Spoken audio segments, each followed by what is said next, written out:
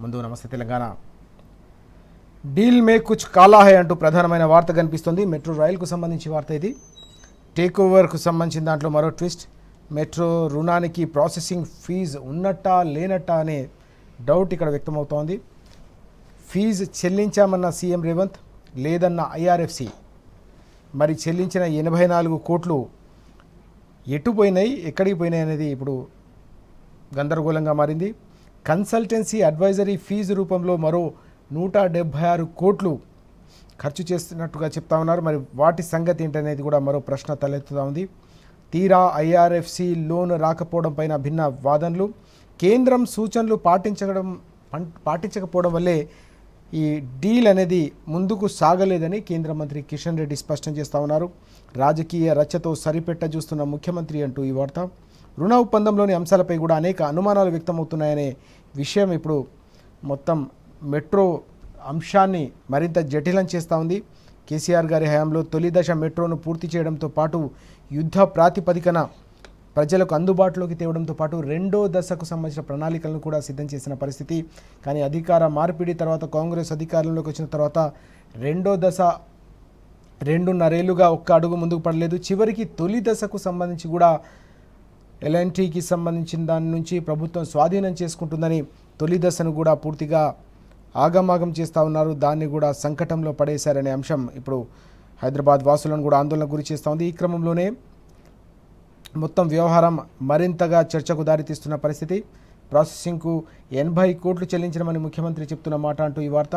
అయితే processing fee లేదని IRFC తేల్చి చెప్తున్న సందర్భం. ఐఆర్ఎఫ్సి మీడియాకు విడుదల చేసిన ప్రకటనలోని ఒక భాగాన్ని మనం చూస్తూ ఉన్నాం. ఇక్కడ త్రైమాసిక పేమెంట్లలో కూడా 20 ఏళ్ల కాలానికి రుణాన్ని మంజూరు చేస్తున్నాం. అందుకే ఎలాంటి ప్రాసెసింగ్ ఫీజు కావచ్చు, కమిట్మెంట్ ఛార్జీలు కావచ్చు, అలాగే ప్రీ పేమెంట్ పెనాల్టీలు కూడా లేవంటూ IRFC Indian railway finance corporation limited సంస్థ ఏదైతే రుణం ఇచ్చేందుకు ముందుకు వచ్చిందో ఆ సంస్థ స్పష్టం చేయడంతో మొత్తం వ్యవహారం అంతా కూడా మరోసారి వివాదాస్పదంగా మారుతున్న పరిస్థితి. కేంద్ర మంత్రి కిషన్ రెడ్డి కూడా దీనిపై స్పందించారు. మెట్రో రైల్ ఆగడానికి రేవంతే కారణమంటూ ఆయన ధ్వజమెత్తిన అంశం కూడా మనం చూస్తున్నాం. రుణాలపై కేంద్రం సూచనలు ముఖ్యమంత్రి అంగీకరిస్తలేడు. టికెట్లు అలాగే ప్రకటనల ఆదాయంతో రుణాలు చెల్లిస్తామని అంటున్నాడు. అందుకోసం మొత్తం వ్యవహారం అంతా కూడా ఆగిపోయిందనే అంశాన్ని ఆయన స్పష్టం చేస్తున్న విషయం.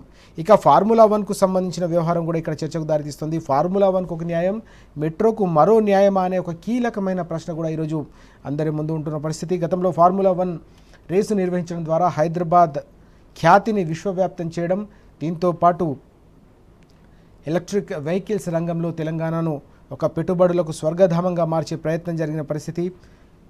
దానికి సంబంధించిన ఫలితాలు కూడా అప్పట్లో వచ్చిన సందర్భం. అయితే ఫార్ములా 1 రేస్కు సంబంధించిన నిర్వహణ కోసం తెలంగాణ రాష్ట్ర ప్రభుత్వ ఖాతా నుంచి ఫార్ములా 1కు వెళ్ళిన నిధులపై కూడా పెద్ద ఎత్తున విమర్శలు చేయడమే కాకుండా దానిపై విచారణ జరుపుతామని చెప్పేసి గతంలో దానిపై రాజకీయ కక్ష సాధింపులకు రాష్ట్ర ప్రభుత్వం ముఖ్యమంత్రి పాల్పడ్డారని కేటీఆర్ గారు పెద్ద ఎత్తున ధ్వజమెత్తిన విషయం కూడా మనం చూసాం. ఈ క్రమంలోనే మరి ఆ రోజు ఫార్ములా 1కు ఒక న్యాయం, మెట్రోకు మరో న్యాయమా? మెట్రో కోసం పంపించిన నిధులు ఎటుపోయినట్టు? 84 కోట్లు ఏవైతే చెల్లించామని చెప్తా ఉన్నారో అవి ఎటుపోయినట్టు అని చెప్పి ఇప్పుడు సూటిగా ప్రశ్నిస్తున్న పరిస్థితి. కన్సల్టెన్సీ అడ్వైజరీ ఫీజు రూపంలో కూడా 176 కోట్లు చెల్లించారు. మరి ఏమైపోయాయో వాటికి సమాధానం చెప్పాలని కూడా ఇప్పుడు ప్రశ్నిస్తున్న సందర్భం స్పష్టంగా కనిపిస్తూ ఉంది. దీంతోపాటు నిరుద్యోగులపై నిర్బంధ కాంట అంటూ మరో వార్త కూడా మనం చూస్తూ ఉన్నాం. ఎక్కడికక్కడ నిన్న హైదరాబాద్ వేదికగా నిరుద్యోగులు మరోసారి కదం తొక్కారు. కానిస్టేబుల్ ఉద్యోగాల నియామకాల విషయంలో పూర్తిగా ప్రభుత్వం చెప్పింది ఒకటి, చేస్తున్నది ఒకటి. 20,000కు పైగా ఖాళీలుంటే కేవలం 5,000కు సంబంధించిన నోటిఫికేషన్తో యువతను మోసం చేస్తోంది ప్రభుత్వం అంటూ నిన్న కేటీఆర్ గారు కూడా దీనిపై ధ్వజమెత్తారు. అలాగే తమ న్యాయమైన హక్కుల కోసం పోరాడుతున్న నిరుద్యోగులపై ప్రభుత్వం ఇంతటి నిర్బంధ కాండను కొనసాగించడంపై కూడా మండిపడ్డారు. ఇదేనా ఇందిరమ్మ రాజ్యం అంటూ కూడా ధ్వజమెత్తిన విషయం మనం ఇక్కడ చూడవచ్చు. అలాగే సన్నాల బోనస్ 7 రకాలకే అంటూ మరో వార్త కూడా మనకు కనిపిస్తూ ఉంది. అలాగే వరి సాగు తగ్గించుకోండి అంటూ మంత్రి తుమ్మల చేసిన వ్యాఖ్యలు కూడా కనిపిస్తూ ఉన్నాయి. వ్యవసాయం వైపు కుదేలవుతున్న నేపథ్యంలో వరి సాగును తగ్గించుకోమని చెప్పేసి ప్రభుత్వం నుంచి వస్తున్న హెచ్చరిక కావచ్చు, సూచన కావచ్చు ఏదైతే ఉందో అది రైతుల్లో మరింత ఆందోళనకు గురి చేస్తున్న అంశం కూడా మనకు ప్రధానంగా కనిపిస్తూ ఉంది. ఇంకోసారి తెలంగాణ టుడే చూద్దాం. SIR set to redraw Hyderabad political map అంటూ మరో వార్త కూడా మనకు కనిపిస్తూ ఉంది. Duplicate dual state voter scrutiny may influence GHMC polls అంటూ ఈ వార్త.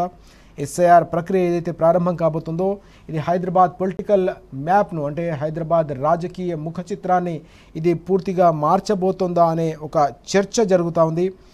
ఇందులో భాగంగా డూప్లికేట్ అలాగే డ్యూయల్ స్టేట్ అంటే 2 రాష్ట్రాల్లో ఓట్లు కలిగిన వారికి సంబంధించిన స్క్రూటినీ పెద్ద ఎత్తున జరగబోతున్న నేపథ్యంలో ఇది రానున్న జిహెచ్ఎంసీ ఎన్నికలు ఎలా ప్రభావితం కాబోతున్నాయి, ఎలా ప్రభావితం చేయబోతుంది అనేది ఇప్పుడు అత్యంత కీలకంగా మారుతున్న పరిస్థితి. పెద్ద ఎత్తున చర్చకు దారితీస్తున్న అంశం కూడా ప్రధానంగా మనకి ఇక్కడ కనిపిస్తూ ఉంది. వాటికి సంబంధించిన వివరాలన్నీ కూడా మనం సమగ్రంగా ఇక్కడ చూడవచ్చు. అలాగే అన్సర్టనిటీ క్లౌడ్స్ హైదరాబాద్ మెట్రో అంటూ హైదరాబాద్పై నీడలు ఏవైతే కమ్ముకున్నాయో హైదరాబాద్ మెట్రో పైన వాటికి సంబంధించిన వార్త.